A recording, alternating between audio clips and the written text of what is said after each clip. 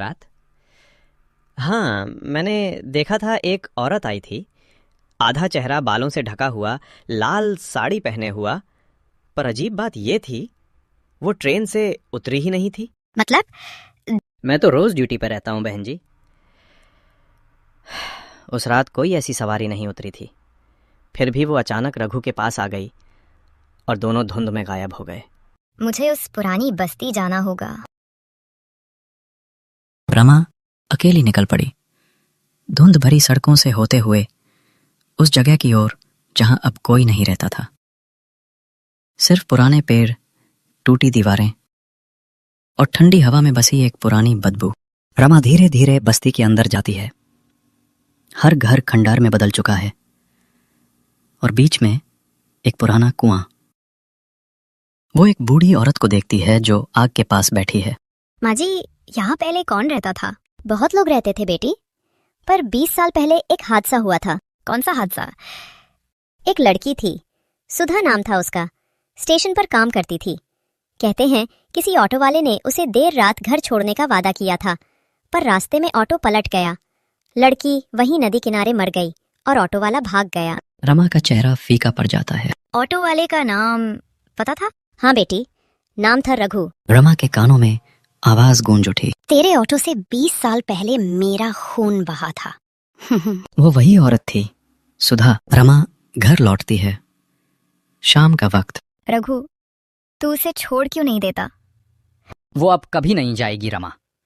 वो तो मेरे साथ रहती है, हमेशा से। उसे महसूस होता है कि ऑटो की पिछली सीट पर कोई बैठा है।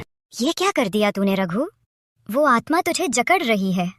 रघु की आंखें लाल हो जाती हैं, चेहरा कठोर। वो आत्मा नहीं, वो मेरी सवारी है। उस रात रमा ने पहली बार महसूस किया, रघु अब इंसान नहीं रहा। वो एक चलती फिरती परछाई था जो उस औरत की ठंडी सांसों के साथ जी रहा था। माँ बिस्तर पर लेटी कांपती आवाज में, रमा बेटा, आज घर बहुत ठंडा लग रहा है, जैसे बर्फ गिर रही हो अंदर ही। हाँ माँ, मैंने भी महसूस किया। कमरे में धुआं नहीं, धुंध सी फैली रहती है।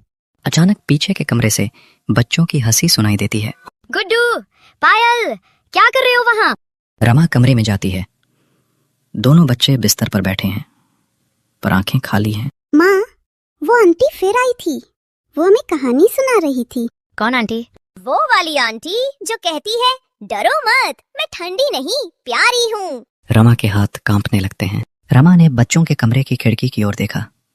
वहां किसी के पैरों के निशान थे, पर वो निशान बर्फ से बने थे और अंदर से बाहर की ओर नहीं, बल्कि बाहर से अंदर की ओर जा रहे थे। रात के 2 बजे ऑटो अपने आप स्टार्ट होता है। रघु, कहाँ जा रहा है तू इतनी रात में? रघु बिना जवाब दिए ऑटो चलाता है। पीछे की सीट पर धुंध जैसी छाया बैठी है। रघु, किसे ले जा रहा है? रघु की आवाज दूर से आती है, ठंडी और खाली। जिसे छोड़ नहीं सका, अब हर रात उसे स्टेशन तक ले जाता हूं, फिर वो मुझे घर तक छोड़ देती है। उसके बाद हर रात वही होता। ऑटो की टक टक आवाज, घर के बाहर बर्फ सी जमी जमीन, और सुबह ऑटो के अंदर बर्फीले निशान, जैसे कोई वहां बैठा हो घंटों तक। अगली सुबह। रमा बेटा, अब इस घर में चैन नहीं है। रात को कोई मेरे कान में फुसफुसाता है। मैं लौट आई हूँ रघु के लिए। माँ, वो आत्मा अब सब पर हावी हो रही है। मैं कुछ करूंगी, मुझे उससे बात करनी होगी। खिड़की के शीशे पर सफेद उंगलियों के निशान बनते हैं, जैसे कोई बाहर से भीतर देख रहा हो। अब रमा का डर गुस्से में बदल चुका था। वो जान चुकी थी, अगर सुधा की आत्मा को रोका नहीं गया तो उसका घर और परिवार धीरे धीरे बर्फ की तरह खत्म हो जाएगा। धुंध छाई हुई, ट्रेनों की हल्की सी आवाज दूर से।